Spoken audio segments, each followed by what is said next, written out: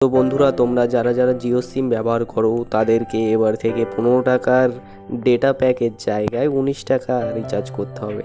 আর যারা যারা 25 টাকা রিচার্জ করতো তাদেরকে এবার থেকে 29 টাকা রিচার্জ করতে হবে। সমস্ত ডেটা প্যাক বা মান্থলি প্যাক, অ্যানুয়াল প্যাক, যেসব প্যাকই আছে না কেন জিওর, সমস্ত প্যাকের রিচার্জের প্ল্যানগুলো বাড়িয়ে দেওয়া হয়েছে।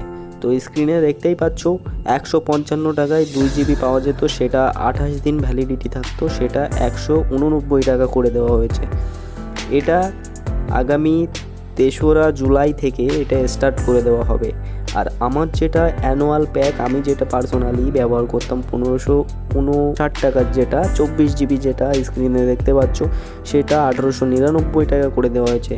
যেখানে অন্যান্য যেসব সিম কোম্পানি আছে, ভোডা, এয়ারটেল, তারা কিন্তু যতটুকু জানা আছে ততটুকু জানা মতে আমি বলছি 1800 টাকা মনে হয় তাদের এই প্যাকটা, যেটা এই যে 1559 টাকা যেটা জিও ছিল আর কি, সেটা ওদের 1800 টাকা।